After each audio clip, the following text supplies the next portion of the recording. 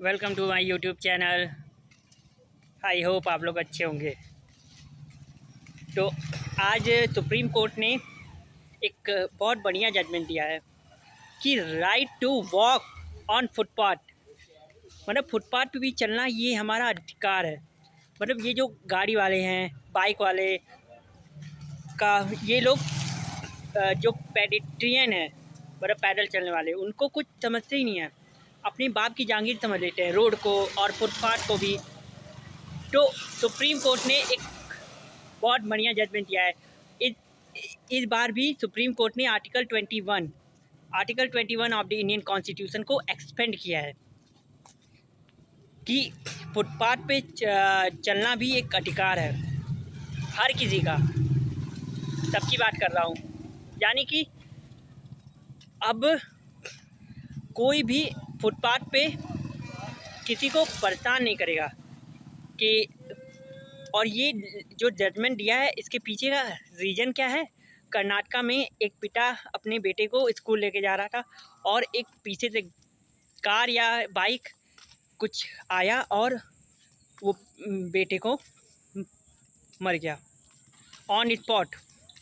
तो इस वजह से सुप्रीम कोर्ट ने, पहले हाई कोर्ट पे गया था, उसका जो पिता है वो हाई कोर्ट में, तो वहाँ पे कंपेंसेशन मिला था लेकिन वो बहुत कम था। फिर हाई कोर्ट में और कम हो गया 4.5 लाख। फिर सुप्रीम कोर्ट में पहला तो ये आर्टिकल 21 को एक्सटेंड किया, right to walk on footpath ये, और प्लस उसके पिता को कितना देखो मैं भूल रहा हूँ, आज ही एडिटोरियल था, एडिटोरियल में 11 लाख कंपनसेशन। तो आज का जो लैंडमार्क जजमेंट था वो सुन के मुझे बड़ी खुशी हुई कि कम से कम चलो सिस्टम में अभी भी न्याय मिल रहा है।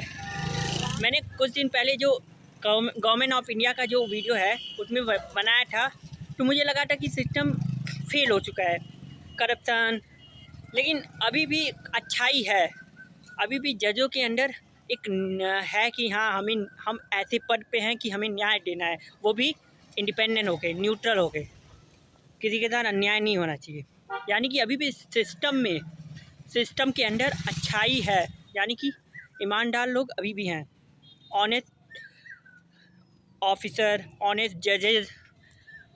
हाँ, कुछ जजेस होते हैं जो जिनके पास से पैसे निकलते हैं, रेड अगर हुई है इनकम टैक्स की, तो कुछ जजेस के अगर लालची हैं, तो ऐसा नहीं है कि दुनिया हमारा इंडिया के जितने भी जज हैं सारे लालची हैं।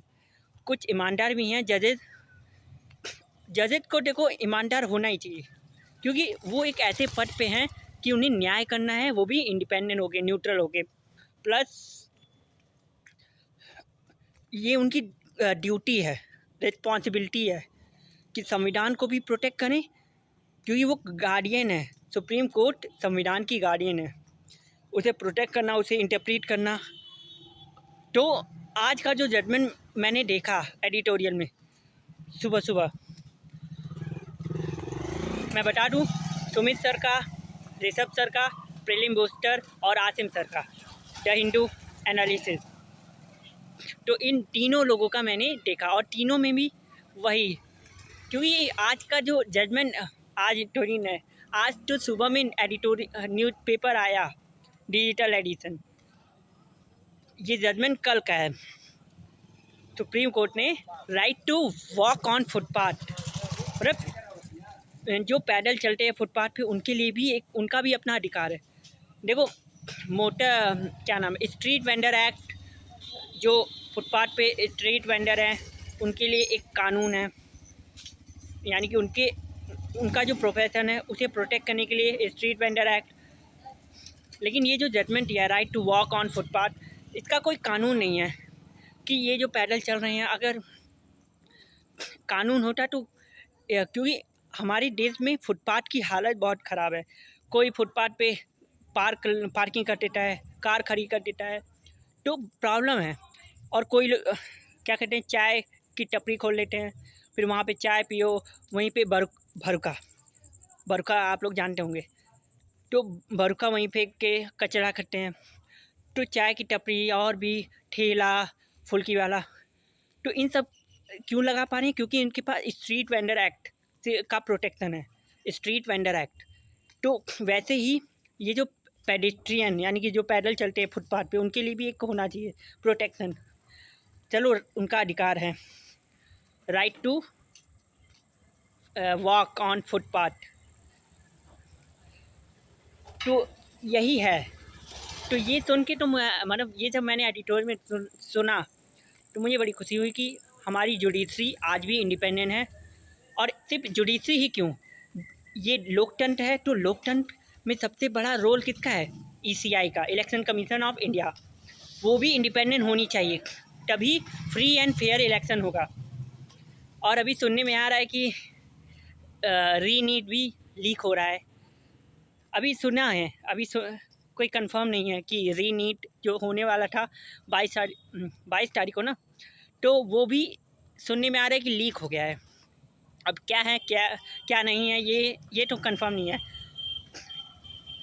और ये जो रीनीट हो रहा है उसके लिए टेलीग्राम ऐप को जो बैन किया गया है पूरे इंडिया में कि पेपर अच्छे से होता है। तो मेरी बात, मैं सरकार को इस वीडियो के माध्यम से कुछ सजेशन देना चाहता हूँ कि सरकार यानी कि गवर्नमेंट यानी कि ministry of education, Dharmendra Pradhan हमारे जो एजुकेशन मिनिस्टर हैं उनके लिए है कि एग्ज़ाम तो SSC पूरे साल में कोई न कोई एग्ज़ाम होता ही रहता है।